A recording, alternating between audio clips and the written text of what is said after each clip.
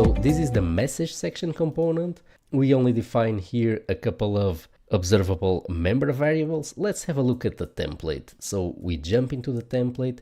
There is nothing special going on here. We simply have a div and we have an observable named participant names. We simply pipe it with the async pipe and we extract the list of participants. So if we switch back to the browser, this corresponds to this part here where we have a comma separated list of participants, which we already had here in the thread summary. So more on that in a moment. Below that we have a list of messages and we have a text area that we're going to use to type new messages in future lessons. So here is the text area and here is the list of messages. Now switching back to the message section component, we can see that here we simply define the observable variables that are being consumed in the template using the async pipe, participant names and messages. And take a look, the messages list is not a list of message objects themselves, meaning that it's not a list of instances of the message domain model.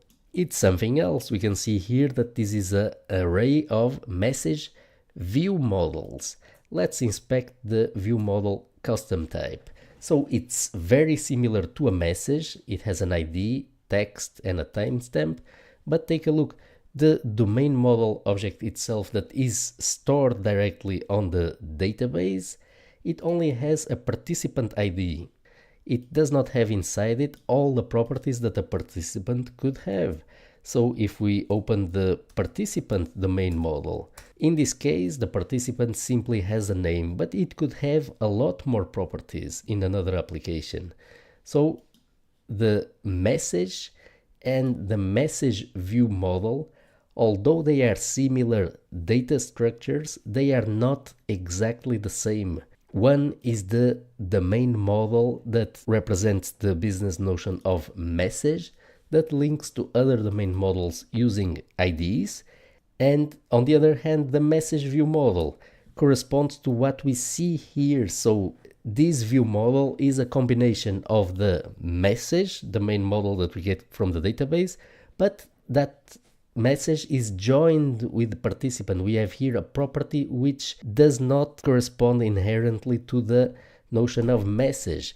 This comes from the participant that issued the message. So this model here is a join between a participant and a message. So it's a different type, a similar type, but it's a different type. And because of that, we have created a separate view model type, message VM, with the VM postfix. So given this, messages is an observable of message view model array. So each new value of this observable will be an array of message view models. This is going to be passed in here to the messages list. And before seeing how the messages list component is implemented, because it's implemented in an identical way to the thread list, as we will see in a moment, let's see what we have here in the constructor.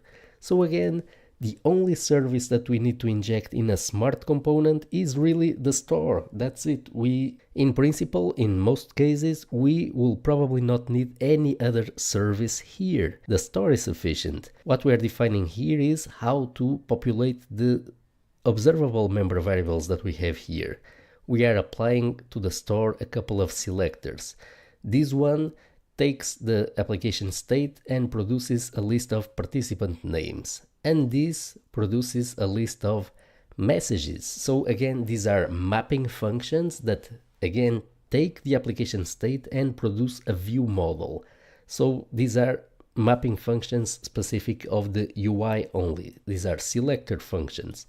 Let's take a look at the selector for the participant names. So going back to our user interface, this is the selector function that takes the current state that you have here. So it takes this complete model here. It takes as input the complete state of the store and produces simply this that is highlighted here, a list of participants separated by commas.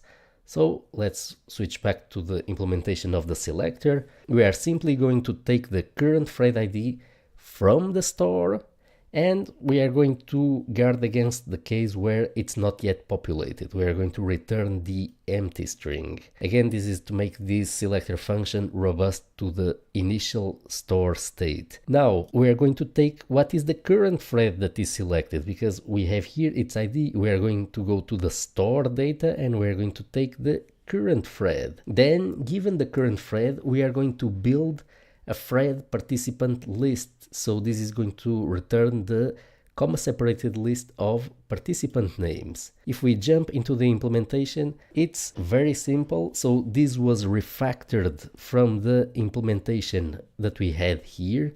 I have extracted this into a common function.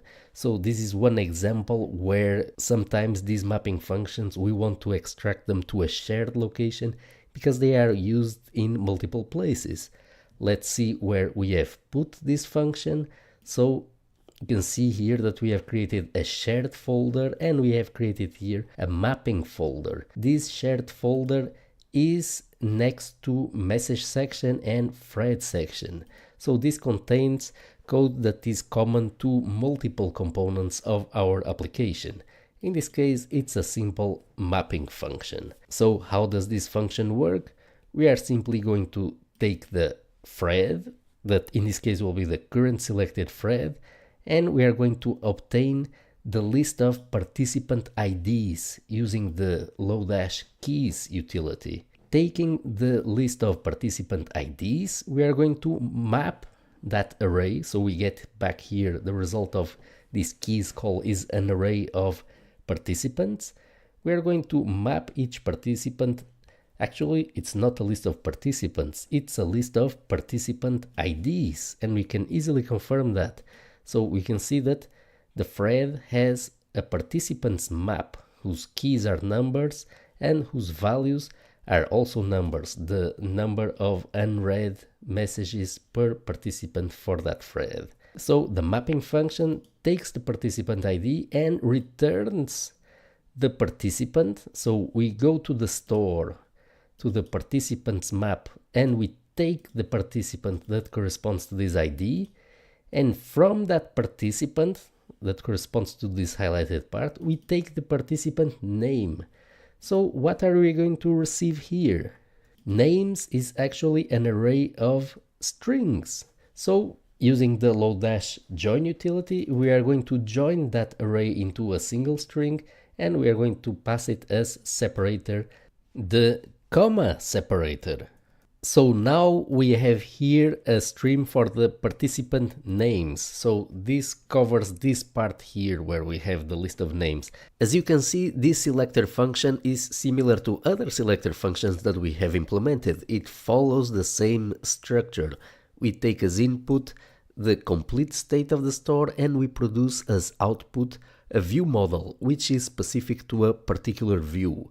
The same selector function could potentially be applied on multiple views, so we put it in a shared location if we need to share it across views. Let's now see how we implement the list of messages in the message section component. It's coming right up in the next lesson.